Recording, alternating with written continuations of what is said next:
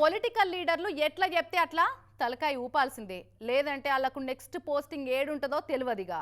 అందుకే లీడర్లతోటి మాకెందుకు వచ్చిన పంచాదని ఖద్దరు బట్టలకు కాకి బట్టలు సలాం కొడుతుంటాయి శాన జాగల్లా.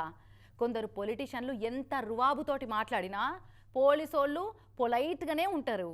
అదే అలవాటైపోయి బీహార్లో లాలూ ప్రసాద్ కొడుకు తేజ్ ప్రతాప్ ఒక పోలీస్ ఆయనతోటి డ్యాన్స్ వేయించిండు. ఆ తర్వాత సీన్ కట్ చేస్తే ఏమైందో చూసిరా పొర్రి. పొలిటికల్ లీడర్లకు పోలీసులు సలాం కొట్టాల్సిందే. వాళ్ళు ఏం చెప్తే అది గంగిరెద్దు లెక్క తలకాయ యూపి చేయవలసిందే. లేదంటే తర్వాత ఏమవుతుందో వాళ్ళకి బాగా ఎరికే కాబట్టి పొలిటీషియన్లు ఏది చెప్తే దానికి తలకాయ ఆడిస్తుంటారు కొందరు కాకీలు.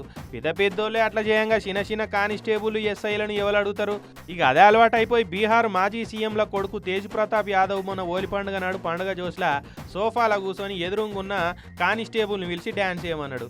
నాకు డ్యాన్స్ రాస్తారని కానిస్టేబుల్ అంటే, ఓ సిపాయి ఏం అనుకోకు, డ్యాన్స్ చేస్తావా సస్పెండ్ చేయించమంటావా చెప్పు, ఎగురుతావా లేదా అని గట్టిగా గదిరాయించే వరకు ఆ పోలీస్ అయినా డ్యాన్స్ రాకుండా ఏదో ఎగిరిండి. ఇట్లా ఏంగా విక్రమార్కుడు సినిమాలో పోలీస్ అయిన రవితేజ తోటి రౌడీ పొలిటీషియన్ కొడుకు డ్యాన్స్ చేయమని ఎట్లా ఆర్డర్ సేమ్ అదే పని చేసిండు తేజ్ ప్రతాప్ యాదవ్. ఈ వీడియో ఇట్లా వైరల్ అయ్యే వరకు బీహార్ సర్కార్ సీరియస్ అయిపోయింది. ఒక ప్రతిపక్ష ఎమ్మెల్యే డ్యాన్స్ చేయమంటే డ్యాన్స్ చేస్తావా, పోలీసువేనా నువ్వు, నీకెట్లా సిగ్గు లేదని సస్పెండ్ చేసింది. పాపం ఆ కానిస్టేబుల్ తప్పే ఉన్నది. తేజ్ ప్రతాప్ ఒక ఎమ్మెల్యే, తండ్రి మాజీ సీఎం, తల్లి మాజీ సీఎం, అలా కొడుకు ఎమ్మెల్యే సాబుగా ఆర్డర్ వేసిండు. ఆయన చెప్పినట్టు చేయకుంటే నిజంగానే మనసులో పెట్టుకుని ఏడ ఉద్యోగంలోకి వెళ్ళి సస్పెండ్ చేస్తాడన్న భయం కొద్దీ ఏదో ఎగిరినట్టు చేసిండు.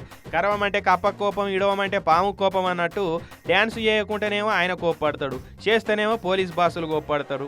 అడకత్తెరల పోకశెక్క లెక్క క్రష్ అయిపోయింది మాత్రం ఈ కానిస్టేబులే. ఇక ఇదే ముచ్చట మీద అక్కడి బీజేపీ వాళ్ళు బీహార్లో ఇంకా గూండా రాజకీయమే నడుస్తున్నది అనుకుంటా గరం అవుతున్నారు. ఆర్జేడోళ్ళు మాత్రం బాడీగార్డును ఫ్రెండ్లీగా డ్యాన్స్ చేయమంటే తప్పేమున్నదా అని సమర్థించుకుంటున్నారు.